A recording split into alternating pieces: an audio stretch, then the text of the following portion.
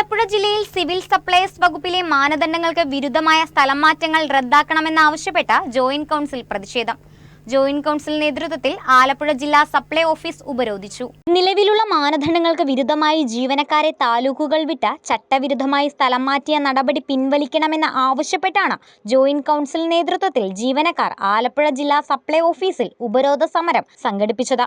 Joint council സംസ്ഥാന secretariat അംഗം ഹരിദാസ് ഇറവങ്കര ഉപരോധ സമരം ഉദ്ഘാടനം ചെയ്തു. കേരളത്തിലെ സർക്കാർ ജീവനക്കാരുടെ സമരസംഘടനയായ ഈ ജോയിന്റ് കൗൺസിൽ പ്രസ്ഥാനത്തെ അങ്ങനെ തകർത്ത് കളയാമെന്ന് ആരെങ്കിലും കരുതിയിട്ടുണ്ടെങ്കിൽ ഒറ്റ കാര്യം മാത്രമേ നിങ്ങൾക്ക് പറയുവാനുള്ളൂ. 1969 കോട്ടയം കളക്ട്രേറ്റിൽ ഒരു റവന്യൂ സമരം നടന്നത്. ആ കോട്ടയം റവന്യൂ സമരം നടക്കുമ്പോൾ ധിക്കാരിയായിട്ടുള്ള ജില്ലാ കളക്ടർ പാവപ്പെട്ട ജീവനക്കാരെ അടിമസമാനമായി ജോലി ചെയ്തപ്പോഴാണ് ഉജ്ജ്വലമായ പോരാട്ടത്തിലൂടെ കേരളത്തിലെ സർക്കാർ ജീവനക്കാരുടെ ആത്മാഭിമാനം സംരക്ഷിക്കുന്ന പോരാട്ടത്തിലൂടെ ഈ ചെങ്കൊടി അങ്ങനെ വാനുയർന്നു നിന്നത്.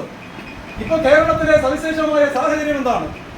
മെയ് 4-ാം തീയതി തെരഞ്ഞെടുപ്പിന്റെ കൗണ്ടിങ് കഴിഞ്ഞ് വോട്ടെണ്ണൽ കഴിഞ്ഞ് ഇവിടെ ഭരണമാറ്റം സംഭവിച്ചു കഴിഞ്ഞ് ഇന്ന് 14ആയി.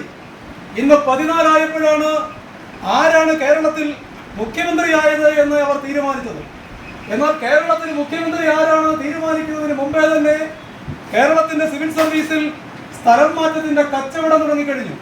ആ സ്ഥലം മാറ്റ കച്ചവടത്തിന്റെ ഭാഗമായി രാഷ്ട്രീയ വിരോധത്തിന്റെ പേരിൽ നിലവിലുള്ള എല്ലാ സ്ഥലം മാറ്റ മാനദണ്ഡങ്ങളും എല്ലാ വകുപ്പിലും ഓരോന്നോരോന്നായി അട്ടിമറിച്ചുകൊണ്ട് ജീവനക്കാരെ തലങ്ങും വിലങ്ങും മാറ്റിക്കൊണ്ടിരിക്കുകയാണ്.